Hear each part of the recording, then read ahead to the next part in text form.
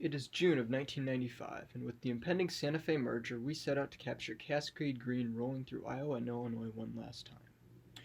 We are standing on the north side of the Burlington Northern Chicago to Denver double-track main line, just west of Cameron, Illinois. The bridge in the background is the Santa Fe's Chillicothe Sub, connecting Chicago to Fort Madison, Iowa. While the back end of a Santa Fe intermodal train waits on the bridge, Burlington Northern Train 491, Galesburg to Creston local, sneaks under the bridge.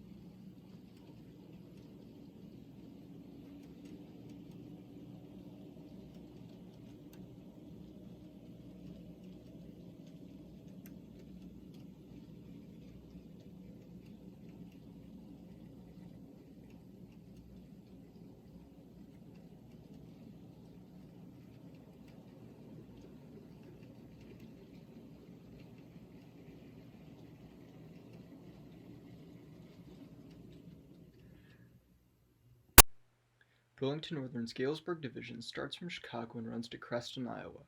The division also covers the area from Savannah, Illinois down to Paducah, Kentucky. We will be following part of the Ottumwa Sub, which stretches from Galesburg to Creston. The part we will be following today is between Cameron, Illinois and Fairfield, Iowa. The line sees heavy coal traffic from Wyoming as well as busy intermodal, agricultural, and manufactured goods traffic. We catch up to the 491 as it comes to a stop at the Monmouth crossovers. The lead locomotive is number 2913 and was formerly CB&Q GP35 number 978, built in 1963. This locomotive was one of a couple hundred BN Jeeps which were part of a major rebuild program. This particular model is considered a GP39E because it was rebuilt by EMD. The second locomotive, 2813, is also a GP39. However, it carries an M suffix because it was rebuilt by Morrison Knudsen. This engine started life as Great Northern GP30-3010 and was built, like its brother, in 1963.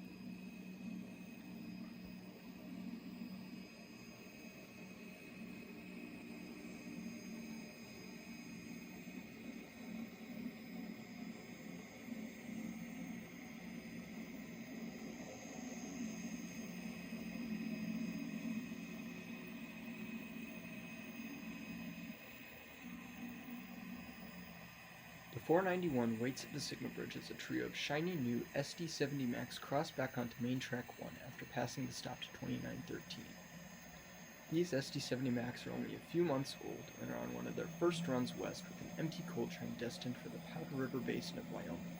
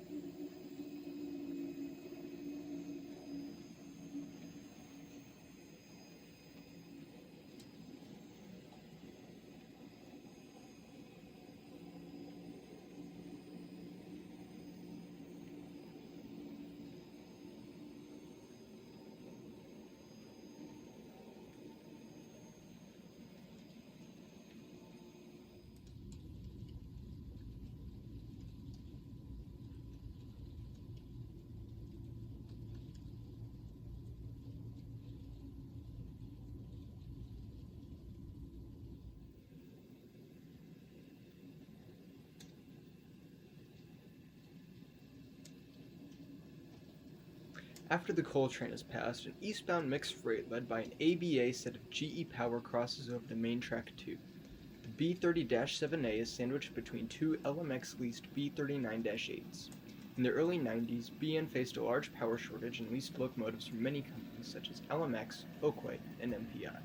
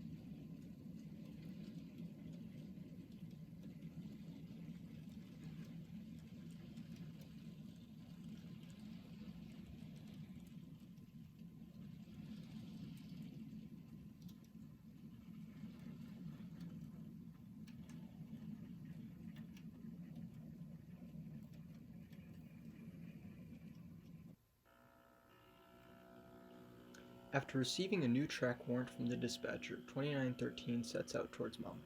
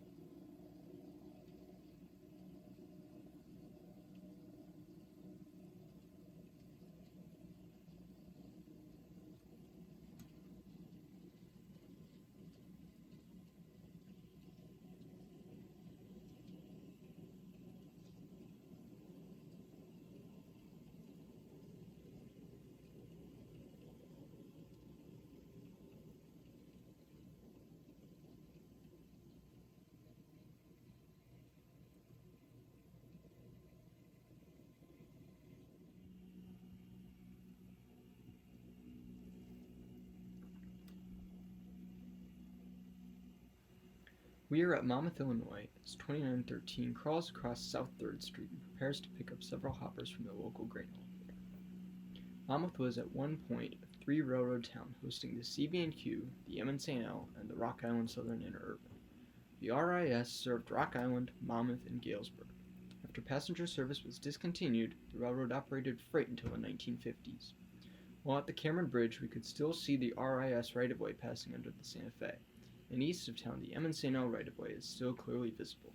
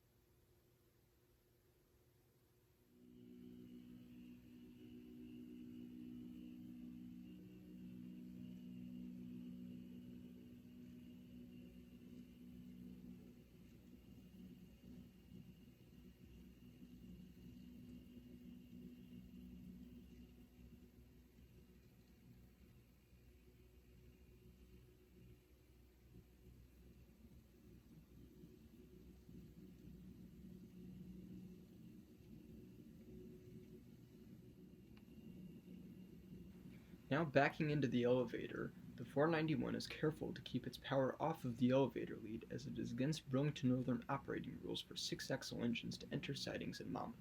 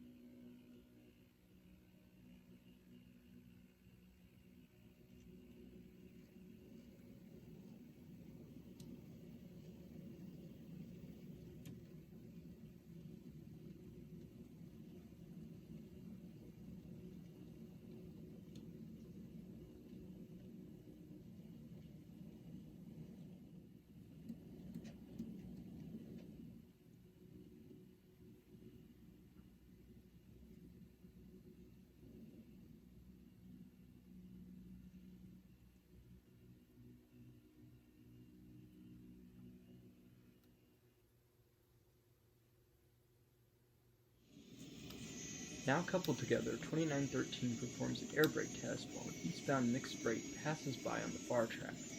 We are lucky to have the empty bulkhead flat car in front of us to see the other train. This high-priority mixed freight is led by a BN SD60M and a pair of Oakway SD60s, which are normally reserved for coal service.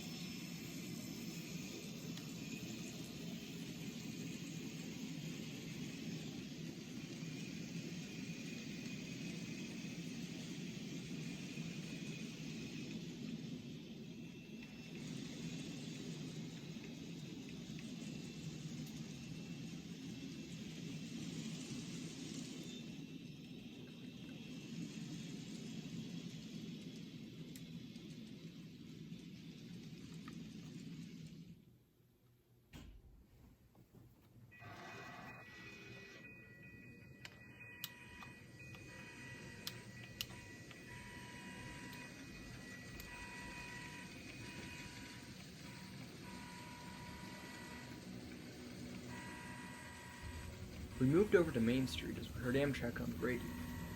Right on time, Amtrak number 6, the eastbound California Zephyr passes through town.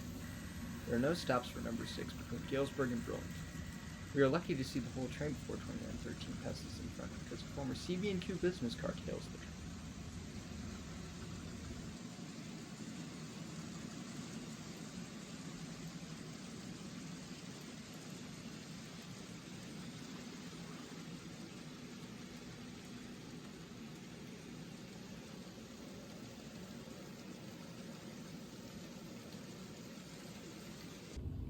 Before the power on the 491 can cross the crossing, we race over to the site of the former Monmouth depot to catch it rolling by. At one time, there were diamonds on both sides of the depot for both the CB&Q and the M&L. This view gives us our first good look at the MPI SD45, which is trailing the consist. This engine is classified as an SD40M-2 and was built for the Pennsylvania Railroad before being rebuilt by Motive Power Industries. We really like the MPI navy blue livery on an SD45. The train disappears under the Highway 34 overpass towards the towns of Kirkwood and Bigswood.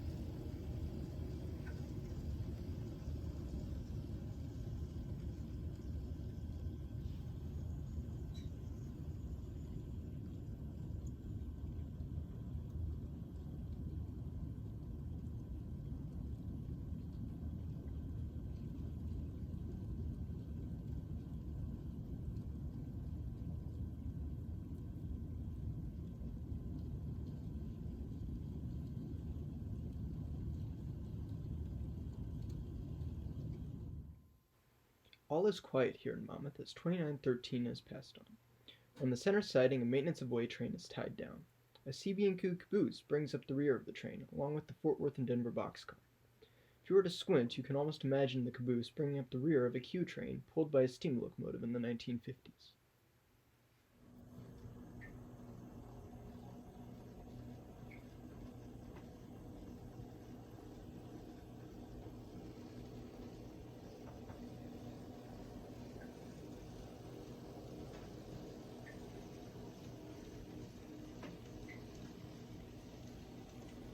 We are set up in Gladstone, Illinois as 2913 slows to a stop at the red signal. The block ahead is occupied by the westbound coal train which passed the 491 back in Monmouth.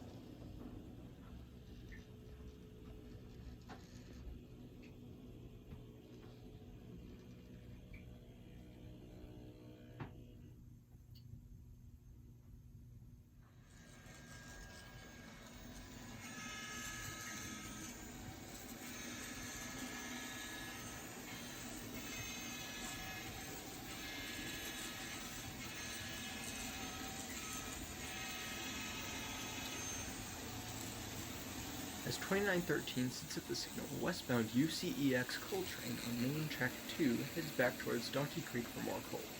This train is led by a pair of SD40-2s, an SD40, and a C30-7.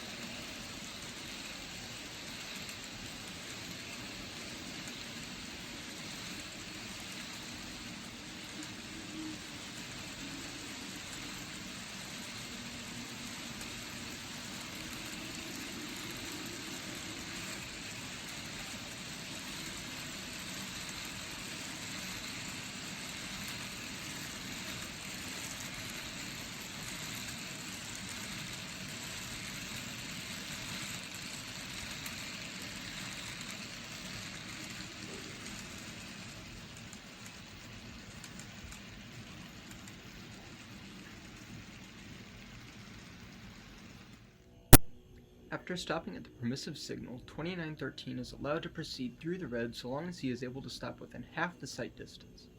He will switch the Consolidated Grain and Barge Company's massive grain storage facility just outside of town.